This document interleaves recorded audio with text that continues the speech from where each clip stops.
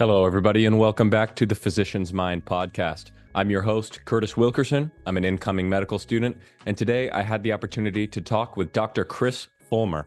Dr. Fullmer is a first year plastic surgery resident at Penn State University. He's also an osteopathic physician. And this was a tremendous episode because Chris, or Dr. Fullmer, is a very inspiring guy.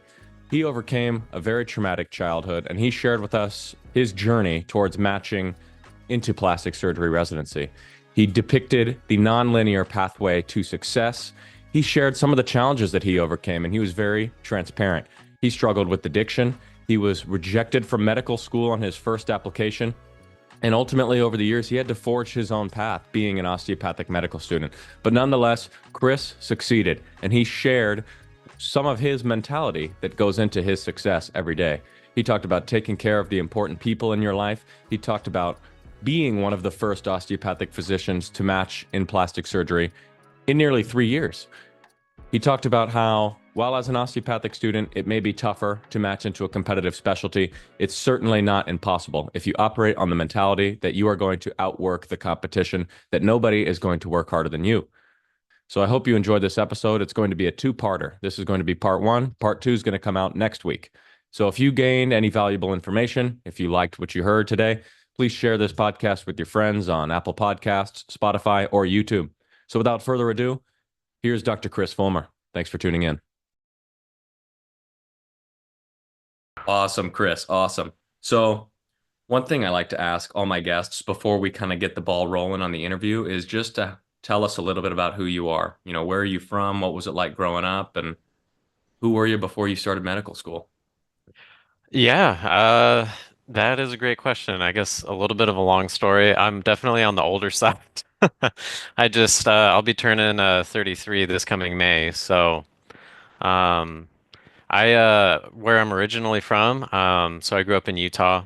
That's where my family is right now, and that's where I went to high school and undergrad, and then went to medical school in Arizona. So definitely more from like the West Coast side of things. And childhood, um, I don't know, do you want the full life story? We could talk for another however long just about that. I mean, I don't think it's anything too exciting, but I think some of the main hobbies, I think I was very much an outside kid. My mom couldn't keep me inside to do my homework or anything. She always joked around that she'd have to nail my feet to the floor. I was always playing soccer, baseball, basketball, and then stuck with soccer as I progressed through junior high into high school. And that was kind of my main hobby. And then even going into now, still play soccer sometimes, even though these geriatric knees struggle sometimes.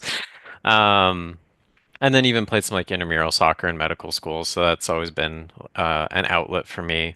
Um, if I was going to describe kind of like the academic side of things, I think a unique aspect of my life, I, I, I got decent grades, I guess, in like high school and stuff.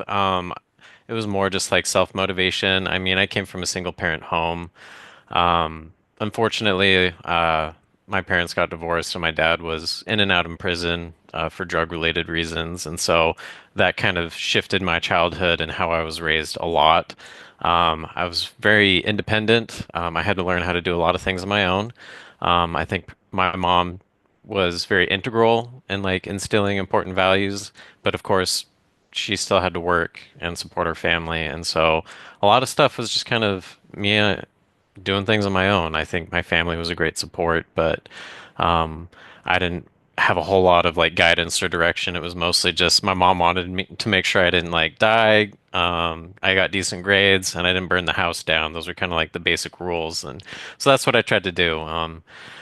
And yeah, so if you ask me like if medicine or like whatever my career goals were, I I had no idea. But growing up in Utah, I think another important factor in my life is I was raised LDS. I was Mormon. My wife and I have since left for personal reasons, and just like a couple years ago. Uh, and so I ended up after high school, I did a year of undergrad. I played soccer in my undergrad, and then left on a mission for 2 years. I was in Eastern Europe in the country of Georgia, which was actually a great experience. I think a lot of people should try and do something to even just get outside of their like bubble or wherever they grow up and go do something outside of themselves, wherever it is, if it's overseas or not. But that was a good growing experience for me. I think learning another culture, language, and stuff like that was, I think it opened up my mind to a lot of different things, realizing that there's life outside of everything that I was raised in. And after I got back, and then that was kind of an important moment of like, okay, what do I do with the rest of my life now? Yeah. Because I had no idea. And I'm the first person in my family that's ever gone to medical school, become a physician. I have a extended family member who's a physical therapist, and growing up in high school, I had some exposure working with him. He let me kind of shadow him in his clinic and like do some things. And I thought just kind of the basic anatomy, and he kind of taught me a few things. I thought it was really cool. I think just like the healthcare aspect.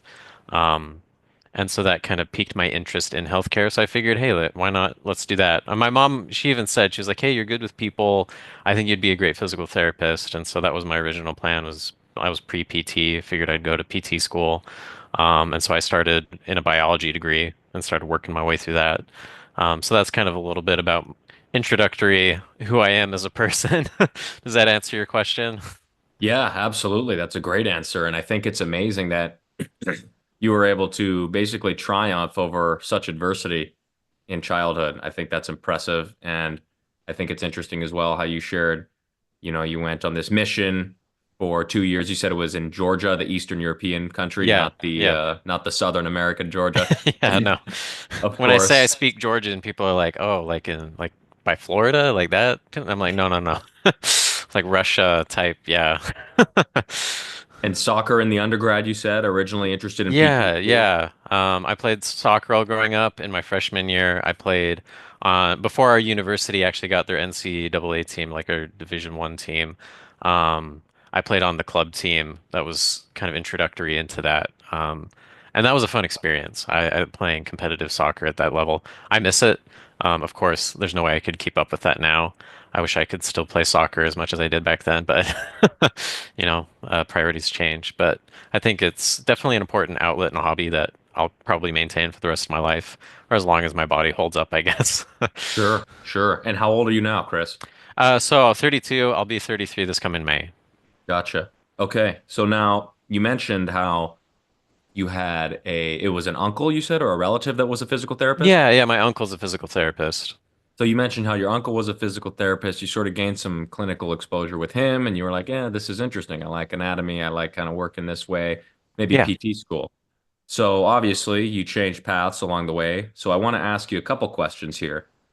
Why did you make the decision to go to medical school? And did you always know you were interested in plastic surgery, or how did that sort of develop over the years? Yeah, so kind of similar to like even the direction of going into healthcare. I really didn't have any idea what I wanted to do. So plastic surgery was definitely like outside of my wheelhouse. If you asked me at the very beginning of undergrad, I would have said I had no idea. And even, and I think it just kind of comes, I don't know if it was just ignorance. I didn't even think about medical school. I mean, I wasn't even thinking about career like until after I got home and was like, okay, now I need to think about what I'm doing for the rest of my life. Um, and yeah, I think so. I was getting a biology major, and so I was taking like all of those basic science classes that all like pre-healthcare type people, whether it's nursing or pre-med, pre-PT, pre-dental, everybody's taking these classes. And so I started off taking them. And I formed a good group of a couple friends because we all had like similar classes together. And we started all studying together. And that's when I found out, like, when I started asking them, hey, what are your plans for the rest of your life? And they're like, oh, I want to go to dental school. I want to go to medical school. Other people were physical therapy as well, or occupational therapy. And so I learned about all these different career fields within healthcare that I had never really thought of or considered before. And so I think that was my first exposure to it. And it wasn't until I was like grinding through, it was probably general chemistry too. So, and then like physics too, and those classes, that same group of friends, one of them who was pre-med, he said, he was like, Chris, you're actually like really smart and good at these classes. Like, have you considered medical school? And that was like the first time I think I had even like a light bulb went off, or I thought Mm. like, oh, is this an option? Like, Yeah. I just didn't even consider it at all. And it's funny that it's a moment like that. I guess it's somebody just being complimentary of my abilities in undergrad. Because again, like I said, in high school, I just kind of like average student, like nothing exciting. I just kind of did what I needed to get okay grades, to just get by. Not thinking like, oh, I need to get into this undergrad so I can then get into this prestigious medical school. None of that was a part of the plan. It was mostly I was just excited to graduate high school and even like go to college. Coming from my background and stuff, it was just I was just kind of living in the moment, I guess. And so I think that sparked the like the rocks tumbling down the hill. And I remember I went home and I talked with my wife saying like, like somebody mentioned this about medical school and and the more I thought about it and I talked with her, it was like, yeah, I think this is something I might consider. And then I started seriously considering it. And when I explored more about kind of just becoming a doctor and thinking like, can I do this? And I think coming from, I guess maybe an underdog story, I guess, with my experiences, it was like, why not do the thing that's really hard? I don't know if it was like to prove to myself. Um, I didn't really care what anybody else thought. I think it was probably more of an internal thing. Like, I think I can do this. Like, I think I probably doubted myself, or other people thought like, I don't know. But for me personally, I think it was kind of I can do this, and this is something that I'm actually becoming more and more interested in. So then I started going down that route. Yeah, that's awesome. That's awesome. It's sort of along the theme of turning trauma into something productive, right? Not Yeah, just being yeah. a victim to your circumstances and sort of despite where you come from, taking responsibility for yourself and turning your life into something great and achieving great things and just making it happen for yourself in a way that's only possible through hard work and dedication to the cause. And that's awesome. I mean, that's really cool. And it's also goes to show how you mentioned like a few encouraging words can go a long way. Absolutely. I think I 100% agree with you. I think the good people that we have in our lives can definitely support and push us in the right direction.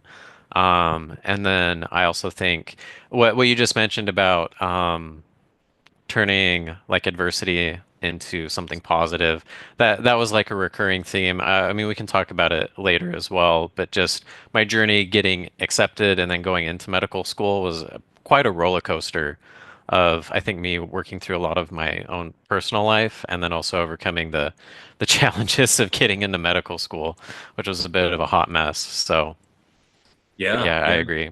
And that's actually a perfect segue into my next question, which are, excuse me, which is what are some of the challenges that you faced, particularly now getting into medical school? And then once you were in medical school, would you mind sharing some of the challenges you faced as a student and how you overcame those challenges? But we'll start with just simply getting in. Yeah. So I kind of like what I said. It's almost I feel like a running joke sometimes. It's like if you knew you wanted to be a doctor or like a plastic surgeon or a neurosurgeon, I should have known about it back in the third grade. Um, I should have started research back in kindergarten. But yeah, like again, my life, I hadn't even thought about this at all. And so how I performed in high school, and then especially I did that year of undergrad where I played soccer and then I left on my mission and came back because I wasn't thinking like, hey, I want to go to medical school. I put in the bare minimum. Like I even failed a class that my freshman year. It was like a introductory math class, which is kind of silly. I was just being lazy. I was hanging out with all my friends, playing soccer, having a really good time. I got like C's and B's and was just like, this is fine. I don't know what I'm going to do. I think I was just kind of living for I'm leaving for 2 years. This doesn't matter. I'm just going to enjoy life. And then it wasn't until like, oh, I'm going to apply to medical school. And then I start looking at my grades and it was like, damn it. Yeah. I should have worked a little bit harder my freshman year because my GPA and my level of effort my freshman year and high school compared to how I did post mission, thinking about PT school and then transitioning to medical school, like completely different person. It was night and day difference, but again, those were still my past was kind of haunting me when I was applying to medical school. And also, I feel like, because again, I'm the only person in my family, I didn't really have any friends that had done this before.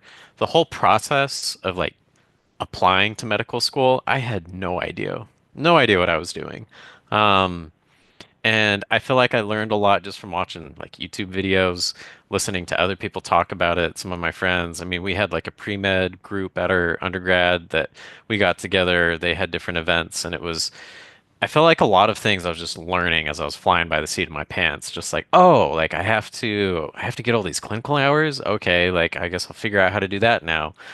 Um, Instead of just having everything set out, I felt like I was just always behind the curve. I think it's just like a definition of medical school as well. You just feel like I'm like the dumbest person in the room. I'm always behind. Like it's like how does everybody seem like they're so on top of this? And I'm just like, oh, I needed to do that. When should I have done that? 2 years ago? Oh, crap. Okay, like I guess I'll go do that now. Um, and so that was undergrad. Although it was a good time, it was really tough getting through all the classes. But again, once I got everything completed and took the MCAT, I applied because again, I shifted gears kind of midway of undergrad. I applied the year I was graduating. So I was already going to have a gap year regardless, just of when I took the MCAT and when I was going to apply. And I had a lot of life stuff happen. In the process of studying for the MCAT, kind of just more of my personal life, because of the situation I was raised in with my dad, I unfortunately started going down a similar path with addiction and other things. And unfortunately, I lied a lot to myself, and it sucks that I lied to a lot of people around me. It was just kind of one of those destructive coping mechanisms that I learned at a young age, and I just had adapted my life around it. So I was kind of this high functioning addict and didn't really know it until because again, it's just kind of these automatic behaviors. It was just kind of ingrained in my life, and I was ashamed of it, and so I hid it from everybody, including myself. And it all came out. Uh, Kind of that senior year, and things were really tough. I had to work through a lot of personal stuff. My wife and I really needed to focus on our relationship, and so trying to navigate applying to medical school while also navigating that was incredibly difficult. And so I pushed my MCAT back, and I thought, like, if I take it just a month later, it won't hurt too many things. But I didn't know that, like, taking your MCAT later would delay when schools would look at your application. I just thought it was, it wouldn't be an issue. They just get my scores and then, they decide to interview me or not. But I didn't realize it bit me in the ass later. And I decided I should have waited. Hindsight, looking back on things, I should have just not applied and should have just even delayed my MCAT maybe another year as I just tried to like piece my life back together, and really focused on me and developing some of the healthy habits that I have now. But decided to just push through with it. It was almost kind of the fear of missing out. I was like, oh, if I don't apply now, then I delay another year, and then I'm even older when I get into medical school and when I go into residency and things like that. And I should have just been focused more on like my health personally and my relational health with the important people around me.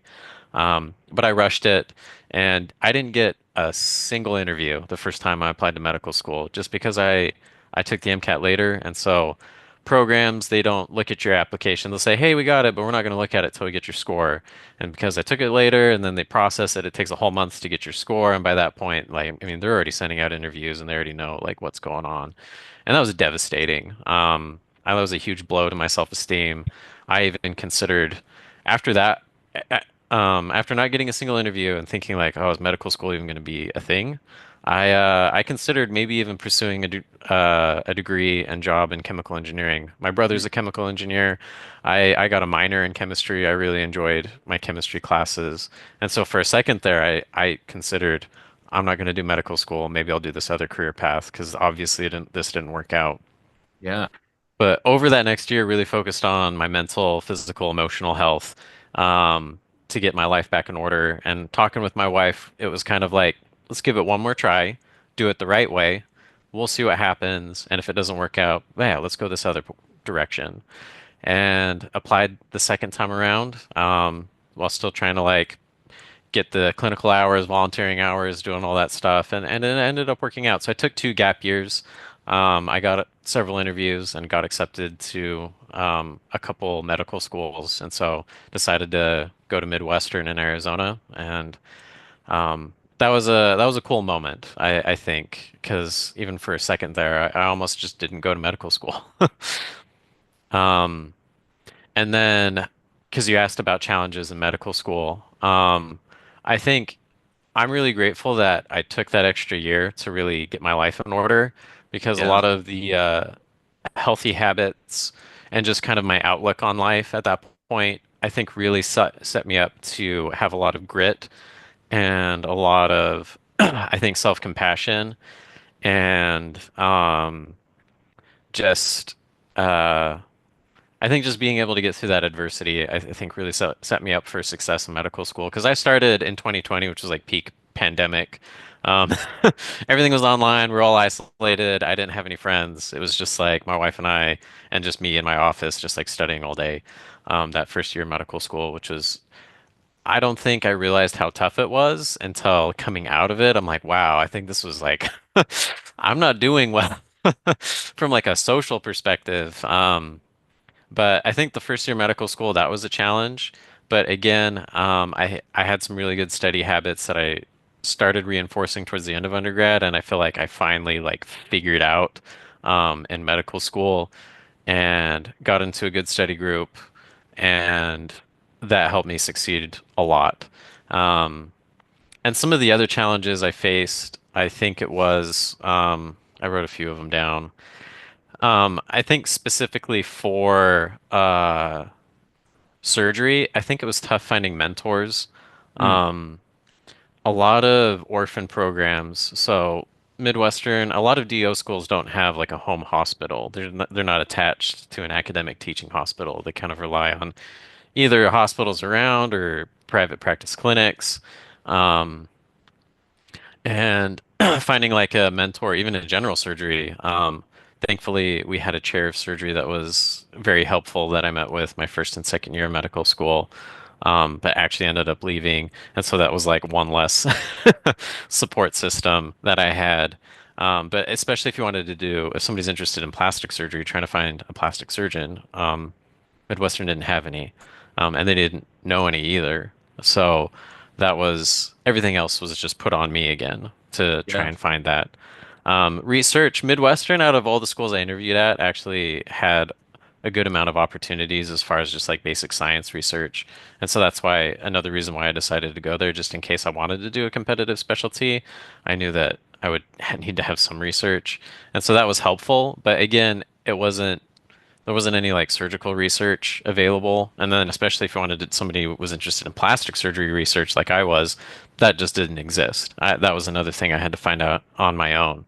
Um, and then um, I think another thing that I didn't realize until kind of that first year, and then even through medical school, was just my support system and like my wife, because her life we had to pick up and move to Arizona, and her support system also was just kind of left behind, and so it was just me and her, and so finding friends, building relationships with other people, I think that was extremely difficult, and I don't think I realized that, and um, there were a lot of times where just kind of balancing medical school and my relationships, it's definitely an active, like dynamic process. It's always kind of changing. Sometimes medical school is really busy. I needed to focus more on that. And then other times it was actually I need to make sure that I'm spending enough time with my wife, like meaningful time, and making sure that she's okay and that we actually have some goals and things that we're working towards. That it isn't just me grinding medical school and then she's just kind of in the periphery.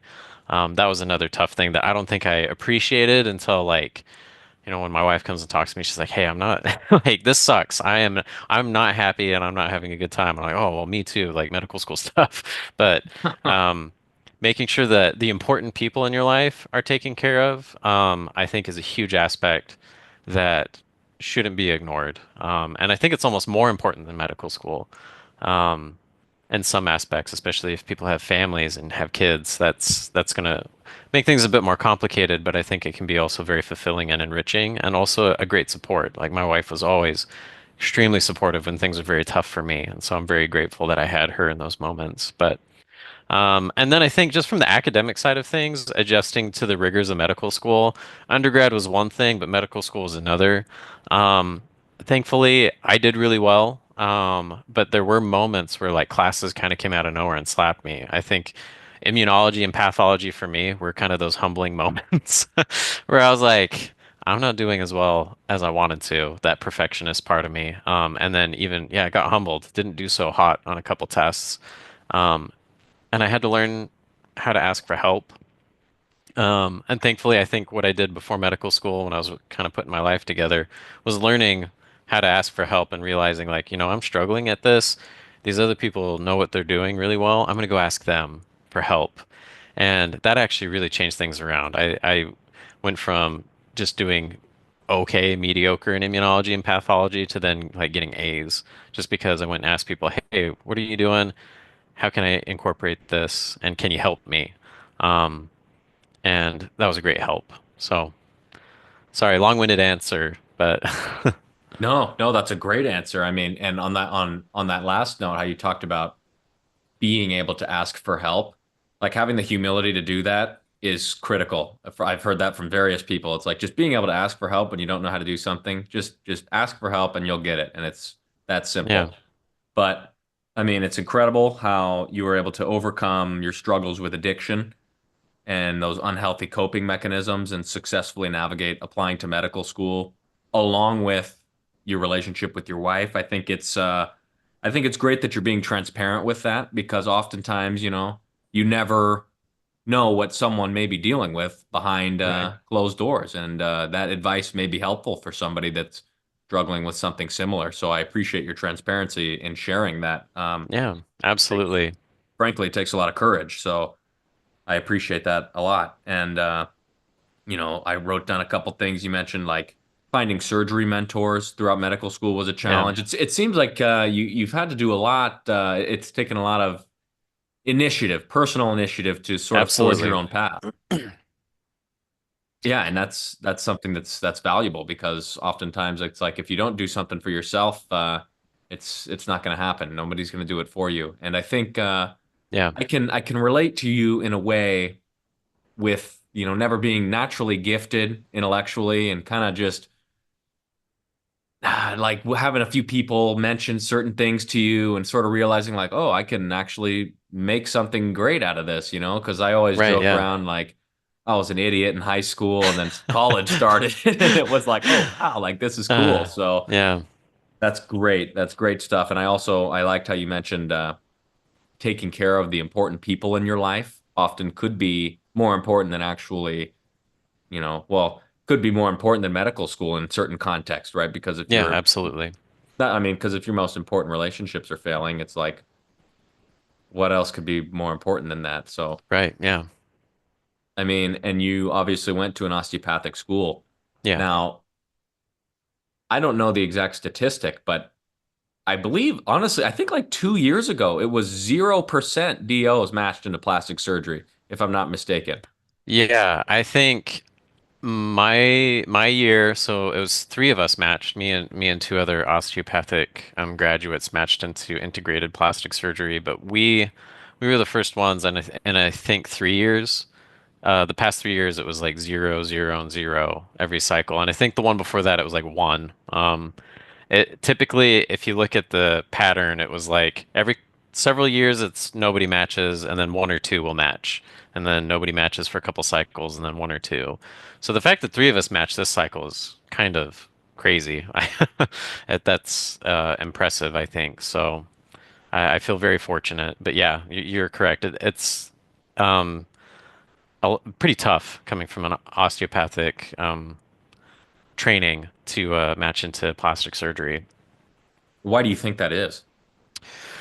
I think there's a lot of factors that go into it. I think some of the ones that I just mentioned, finding mentors was almost. impossible, and I didn't really find any until my third year. Um, and people who go, I mean, I'm at Penn State right now, and they have a medical school. And if a first year medical student says that they're interested in plastic surgery, they are now plugged into our residency program. Mm. I've met a lot of different medical students from Penn State. I mean, they're all great.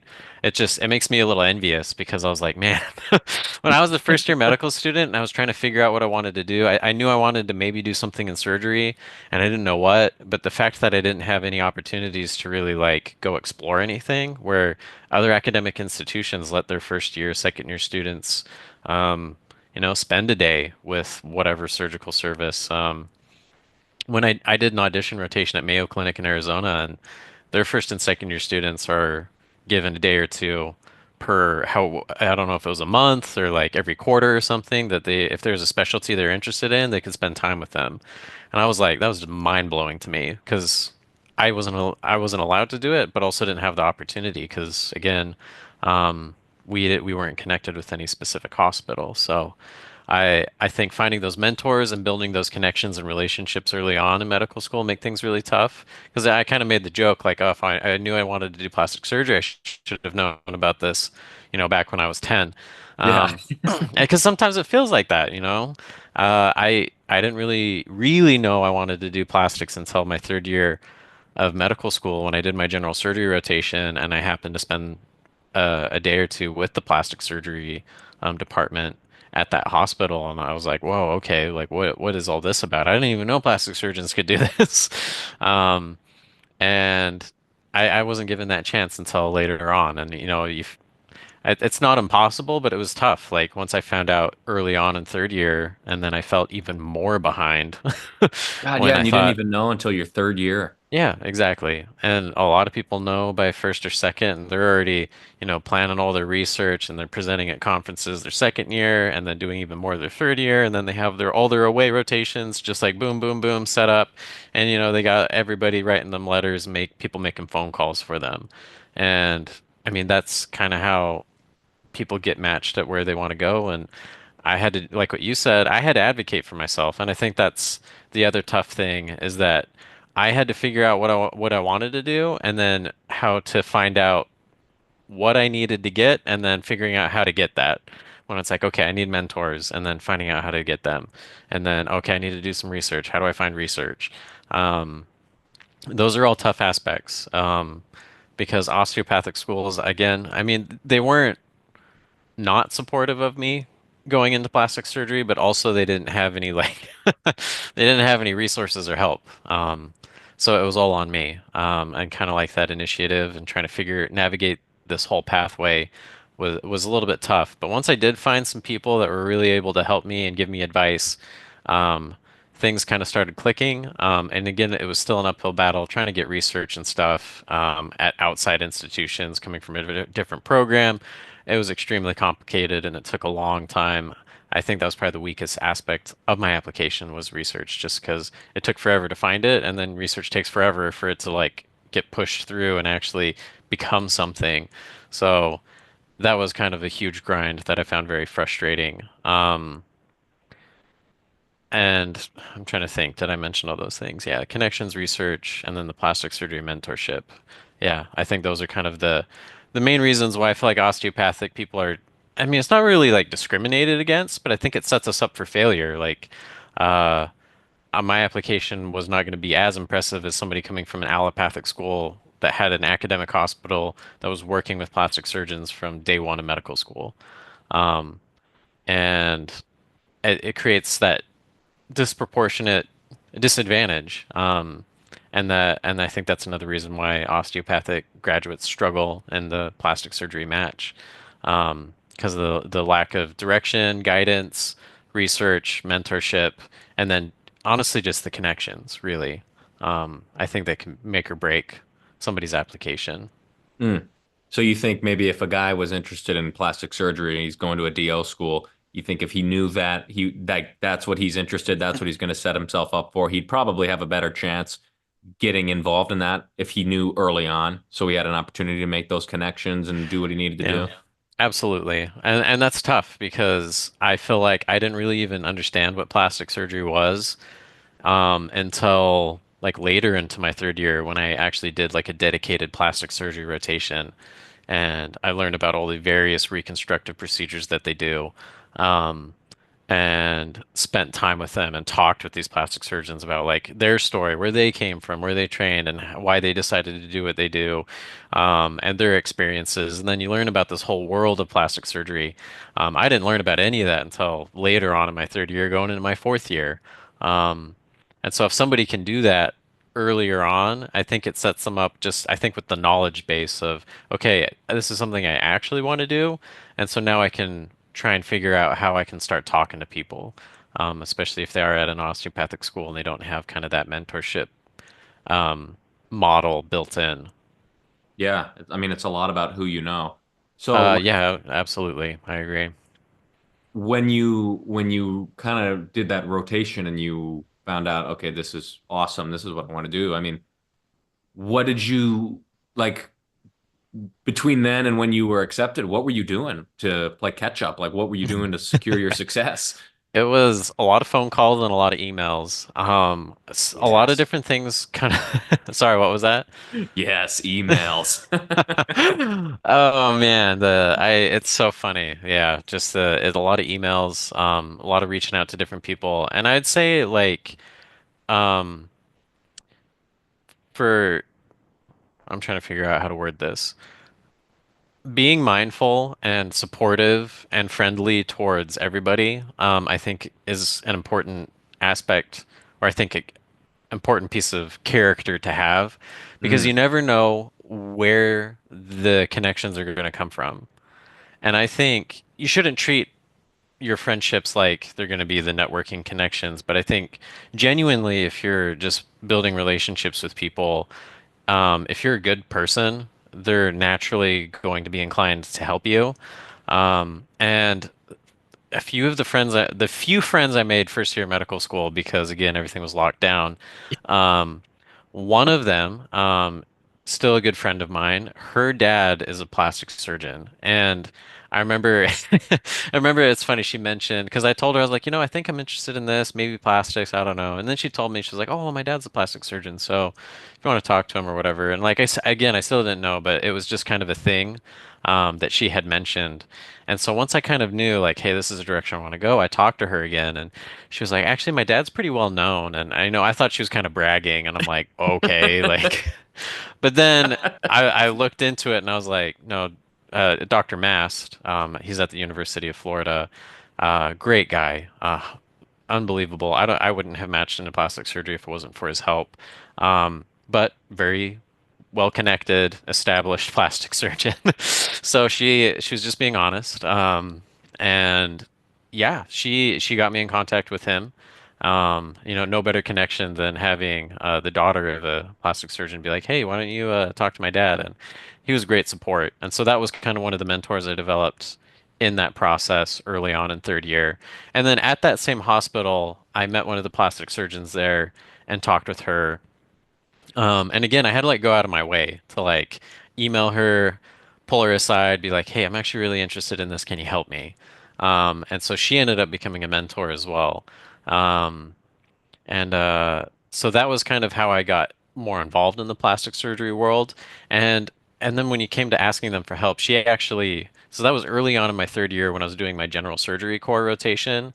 And I asked her, I was like, "Hey, I have an elective coming up later in my third year. Can I spend it with you and the other plastic surgeons at this hospital?" They didn't have a plastic surgery residency, but they had plastic surgeons. mm, Um, and she was, because they typically only let fourth year students rotate through that specialty as like an elective. yeah. And I asked like, well, can I do this as a third year? And she was like, yeah, totally. She's like, I'll make that happen for you. And again, this is where I'd say advocate for yourself. There's going to be silly rules and red tape that, I mean, it makes sense why they're in place, but at the same time, like, I mean, I'm not saying to like break the rules, but advocate for your education because it was just like, hey, I really want to do this rotation. I don't know when I'm going to be able to do it next. and I would love the help and the exposure. And so yeah, she made it happen. Like I feel like I did really well on my general surgery core rotation, and so she knew that I wasn't just going to show up and be an idiot. That I was going to show up and work hard. And so yeah, she made that happen. And then from that, I got some great letters of recommendation from her and another plastic surgeon at that hospital. And then also, I was meeting with Dr. Mass several, like multiple times throughout my third year to just check in with him, get his advice. Like, this is where I'm at. How do you think I should go about this? How do I get away rotations? Like, and then asking my other mentors as well, like, how do I make this happen? While emailing everybody about research. While I was on my general surgery rotation, I would just talk to some of the surgeons. If I knew that they were a little bit more academically inclined, I'd be like, hey, is there anything, the typical medical student, like, hey, do you have any research? Yeah. Like, but it worked. Like, again, that I was trying to build these relationships and friendships and these connections while I was like anywhere there was an opportunity. And I was able to get some surgical research from that through one or two of the attendings on that rotation. And at that hospital, actually the plastic surgery residents from Mayo Clinic, which was the only residency program in Arizona, they rotate through that hospital, and I met one of them. This was the day where I kind of like decided plastic surgery was the thing I wanted to do. I and again, advocate for your education. I was on general surgery, but I was like the EGS or the ACS, kind of the emergency general surgery group that I was with. Nothing was really happening. And so I asked my chief resident, I was like, hey, I'm interested in this plastic stuff. Like, can I just go? And they're like, oh, yeah, fine. That's fine. I mean, they didn't care as long as I was like doing something productive. And so I just went, introduced myself to the plastic surgeon and was able to observe one of these cases that I don't think would have been available to me unless I took that opportunity. Um, and then the second day was the same thing. I was like, "Hey, I'm actually more interested in this plastic stuff. Can I go to these cases? Is that all right?" And they're like, "Yeah, fine. That we don't care." So then I was able to spend another day with the plastic surgeons and talk with them, and that's where I met this resident. I was able to talk with her, and she was extremely helpful. And that kind of opened the door to Mayo Clinic, and that's when I emailed her and one of the other attendings there, and again, Dr. Mast, this is where he was connected. And I said, hey, I'm trying to get some research at Mayo Clinic. Um, can you email your friend who's over there? And I was talking to the resident, be like, hey, can you talk to him? And can I? And I ended up getting on a few projects with them just because, Wow. and that took months. Like we're talking beginning of third year, like towards the end of third year, finally like heard back from the chair of plastics at Mayo, just like, hey, do you want to do this? Like we have an opportunity. And I was like, yeah, like, and I would say you're gonna, if you're at a school that doesn't have much support, you're gonna be extremely busy. And when an opportunity shows up, just jump on it. I had a few sleepless nights because they said, "Hey, we have this thing. You can be a part of it, but we need it by this day." And I'm like, "Oh my gosh, like I don't know how I'm gonna have time to get this done, but sure, yeah, like we'll make it happen." And that was just kind of my mentality. And yeah, so I jumped on anything and everything that I could to just try and find opportunities. And then if I was given an opportunity, because out of the million people that I was reaching out and talking to, a few of them would say yes. And then if they did say yes, it was just like, okay, take it and run with it. Yeah. And so that was kind of how I approach things. Wow. I mean, it's just like the by any means necessary mentality. Yeah, exactly. Because like what you said, no one was going to do it for me, so I can't let some of these opportunities just like slip through the cracks. So yeah, it was any means necessary. I was going to make it happen. And I think as a DO, if you go in with that mentality, of course, there's always the chance that things may not work out exactly. But I think as a DL student who's hyper competitive, interested in these specialties, tell me if you would agree. I think if you go in with that mentality, like you know what it's going to take and you're willing to do whatever it takes, you'll ultimately succeed. I agree. I think the hungry mentality is apparent. You can see it, and not like and attending to see it too. Yeah. I talked to a few of my mentors, and it's not always the case, but when you go to a medical school and just everything's on a silver platter for you, and you can do whatever you want. I mean, it's not that that's a bad thing. I wish I had that. I would rather have that than having to work as hard as I did. Um, But there is the, oh yeah, this is just available. This is normal. Where when I would go on my audition rotations and people would talk about like, stuff that they did, and then I kind of shared a little bit of my experience and they'd be like, "Wait, really? What were you doing?" And I'm like, "Don't ask me. I don't even know." Like I just um yeah, I think kind of the hunger I think is there. And I think the drive and the motivation is always there. And you can kind of see the difference. And I think hopefully I don't want to put words in my attendings' mouths. When I was on my audition rotation here and I had that kind of mentality, I wonder if that stuck out to them. That I just showed up and was like, hey, I know on paper, like my research isn't the best, but no one is going to ever work harder than me. Like I can guarantee that. Um, and I think that showed. So, Man, that is awesome. I mean, and I think you're right. It has to show because it seems like that would just have to stand out. Especially, I mean, at Mayo Clinic, a DO, like that can't be very frequent that a DO is working with Mayo Clinic guys. no, no, it's not. I think no one really, and this is where I think there might be some osteopathic discrimination, but ultimately, like when it comes to applying, like those programs just won't interview you. Like it's whatever. But I think most people don't care. It's just kind of that gateway to like break into the field is what keeps the osteopathic um, physicians kind of outside because it is a lot of work. And I put in a lot of effort, and I had a few mentors kind of on the inside advocating for me, but I also asked them to. I It was a little nerve-wracking, but just asking my mentor, "Hey, can you call the program director at Mayo Clinic for me? Is that okay?" And when he's like, "Oh yeah, sure," like I'll text him, I'll call him right now, and you're like, "Oh, okay, geez." Like, wow. But because of that, I was able to sit down and actually meet with him and pick his brain and ask him questions like, "Hey, how can I get involved? Like, this has been really difficult. Like, I'm hungry, I'm available, I want to be a part of this. I'll do whatever it takes." And then from there, like, opportunities presented themselves. But again, it took kind of all that initiative and all the little things to kind of finally stack up to okay, we have a research project, or when it came to applying to audition rotations, having people do the same thing, and then an opportunity opens up, like, hey, yeah, why don't you rotate with us? Um, that was it's a really cool experience, but also humbling because again, I show up to those and I'm like, I don't belong here. I don't know about this. But then kind of having the confidence of like, I've worked hard for this, like I deserve to be here. But again, I always had the mentality of like nobody's gonna work harder than me. Um, That's a hard mentality to beat. yeah.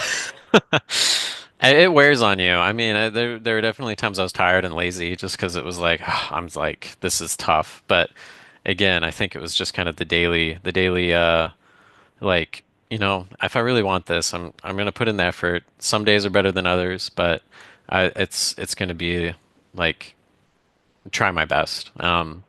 And so, yeah, like I said, some days are better than others. Because, yeah, I mean, burnout does happen. And I needed to, like, there were times where I'm like, I can't do this. There was a lot of crying. There was a lot of self-doubt. It sounds like an awesome success story, but there was a lot of, there's always a roller coaster. And I feel like some days it was like, yes, I can do this. I'm going to match plastic surgery. It's going to be amazing. And then the next day it's like, I'm a worthless piece of shit. I'm going to amount to nothing. And my wife's going to leave me because I suck. Like, it just like all pile on. And you're like, wait a minute. Like, let's calm down. Reality is somewhere in the middle. Like, everything's going to be okay. Like, we just, again, like, take a minute for yourself. Let's recalibrate, get grounded again. One step in front of, like, one foot in front of the other. Like, what's the next thing we got to do?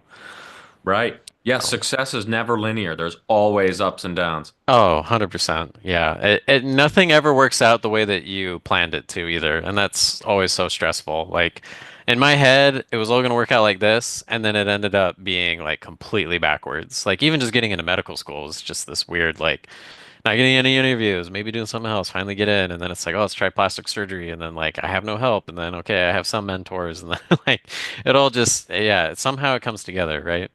Right. Now, on the audition rotations, I recently went to some conference, had an opportunity to chat with a lot of students and people and whatever.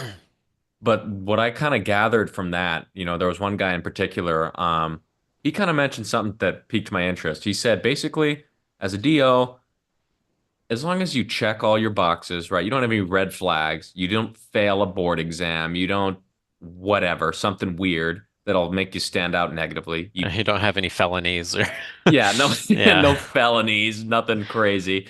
Uh, yeah. you, no red flags.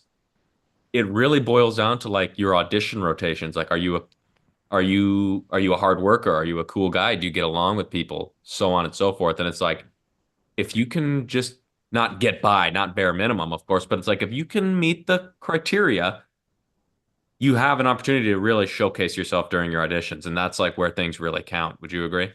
Yeah, especially coming from a DO program, if you're applying to a competitive surgical specialty, your away rotations can make or break matching. And I mean, I matched at a place I rotated at, and I think for surgical specialties it's common, but for plastic surgery, I think it's more common that they'll typically you'll match somewhere where you rotated and they got to know you because I think instantly, like if you just rotate somewhere, I mean, it can work. Again, like I said, make or break. If if you're a terrible person, like they're gonna just rank you at the bottom of the list because, they actually got to know you and they're like, I don't know about this. But then again, if you're a normal person and you work hard, like I, w- I would say, again, I don't want to put words in their mouths, but I mean, if I was the program director, I would rank them higher than if it was like somebody on paper who looked amazing, but I didn't know them. Like, I think that makes a huge difference to moving you up the rank list. And then if you, again, you check the boxes because on paper we all look the same. Everybody has the same story. Even with me sharing like my adversity and what I overcame, everybody has adversity that they overcame. Everyone's got a story. And not to discredit what we've all gone through, but again, you read a million personal statements and you look at a million applications, they all kind of start sounding the same. And if everybody has, decent board scores and everybody, yeah, like everyone's done research. That was the one area that I was lacking in a bit, but I think the letters of recommendation and then the audition rotations is what can really like help you stand out. Where if it's a plastic surgeon that's really good friends with the PD here and they write a letter that like is very personal and stands out and they're like, "Oh, it's like a recommendation from a friend." Like, okay, like that piques their interest. And then if you rotate there and they find out that you click with the residents, that you match kind of the personality of the program, that you're a hard worker and that you're a good person, like you're just moving up the rank list. And I think that audition rotations is where I think future osteopathic surgeons can really make themselves shine. Is where you just go and just blow it out of the water.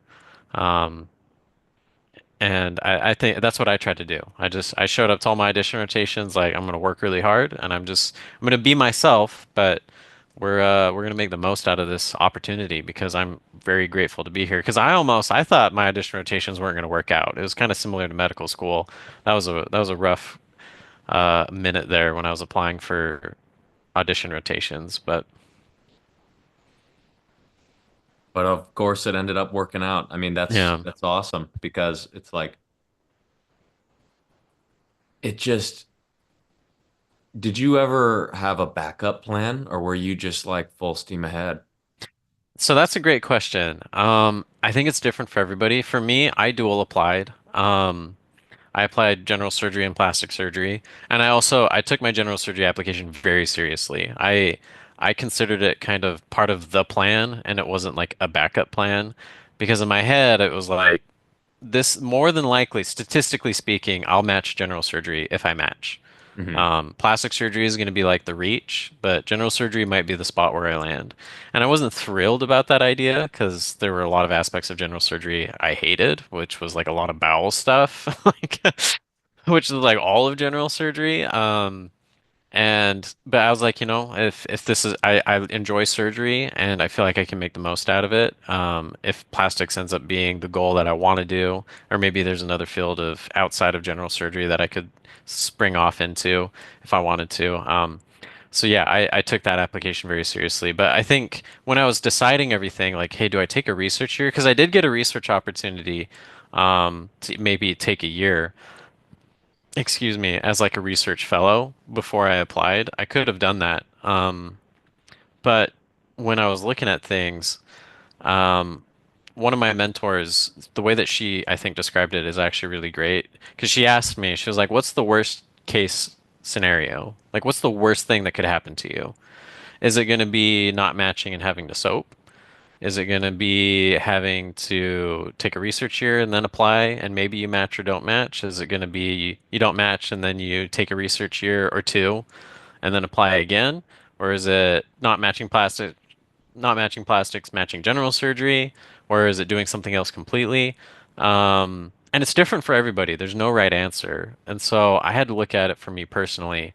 And what's tough, especially with research, I think a lot of people ask themselves, do I take a research year? And I would say it's not a bad thing. In my mind, I was like, adding one more year to medical school makes me want to throw up.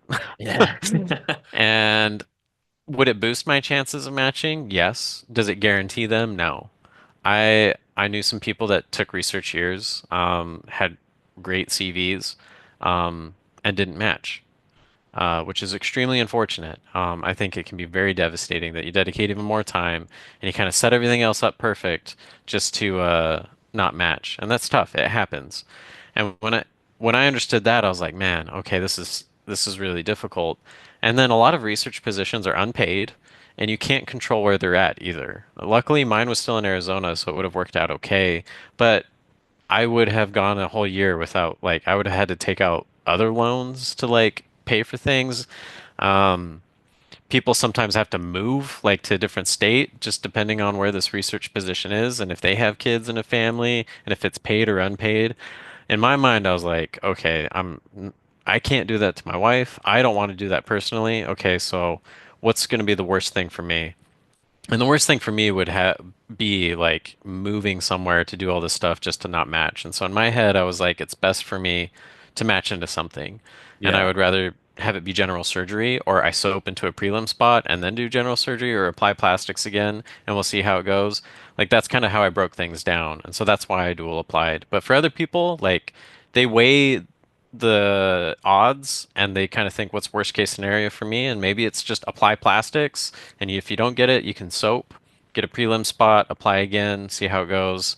um yeah, I think there's really no right or wrong answer, but it's something to think about. Yeah. So you had your game plan. Yeah, That's I'd say interesting. always have backup plans. That was another thing my mentor always talked about, like have a backup plan. And she even said she was like, I have a backup plan right now. Like she's like, if I stop doing plastic surgery, what am I gonna do? And I think it's an interesting way to look at life that like and I think it's like an important aspect to consider. And I think it's something I started learning when I was going to like all the therapy and figuring out my life before medical school, when I was working through all of my personal things, was just kind of defining, what am I getting fulfillment out of life from? Like, how do I find happiness? Where is my happiness coming from? Is it going to be this external thing? Is it plastic surgery that's going to make me happy? No, like it's very internal. If I'm not happy now in undergrad, am I going to be happy as an attending? No. No matter what it is. And it's funny because I think I've met a lot of attendings that are successful surgeons, successful family practice, like through the range of specialties that are miserable. Mm. And then I ask myself, like, why does this person like hate themselves? They hate their life. They treat me like shit, which I hate as a medical student. Like, they take it out on me. Like, why did they not figure out that this was? And I think it's kind of that. I mean, I could just have said, oh, I'll be happy and everything will be fine once I get into medical school, or I'll be happy and everything will be fine once I get into residency, or once I'm an attending. And you just keep moving the goalposts back, like. So trying to live in the moment and find the happiness then, from an internal perspective is what's going to be important. And I think just setting your goals outside of that, where it's like I'm not basing my entire existence and happiness off of matching into plastic surgery. It's something I would like to do, but it's not what's going to provide fulfillment. I mean, it is going to give me fulfillment, but it's not like the thing, if that makes sense. Right. Like ultimately, nothing that you can, nothing you do externally will add to anything you can already find within yourself. Absolutely. Yeah. I think I could have found happiness within any specialty, really. I mean, there was some, I don't know if I could have done it in internal medicine, but the forever rounds sucked the life out of me. But I think everything, because again, it comes to that advocating for yourself and the mindset of like trying to find what it is that you want. And I've met a lot of different physicians, whether again, primary care all the way through surgery, where they've kind of set up their life to be exactly what they want it to be. Whether it's very academic, they're doing research, they're doing all these crazy surgeries and they love it, or it's maybe they just kind of do bread and butter plastic surgery and they get to go home to their family and they're set up and they're fine with it. Um, but they're happy and that's I think that's what matters. And then even like yeah, I've met family practice people who have their things set up and they're making really good money, like surgery type money that and they've set up their life in a way that is great for them. And then other people where money isn't even a consideration. They're just doing what they love to do and everything's figured out and they're fine with it. So it's uh it's just something to think about. Because if I didn't match plastic surgery, was I going to be okay? Yeah, I was going to be fine. I think it would have been a bummer, but I would have found my way. It would have just been like, this didn't work out the way that I wanted it to, but next step, right? What are we going to do next? And I think that's probably a better mentality to have going through medical school and then even into residency because eventually all of us aren't going to be able to like do whatever we're doing for a career forever, right? Um, and then if I retire and I'm no longer practicing, is my life over at that point? Uh, but yeah, I'll get off my soapbox now. That's my little spiel.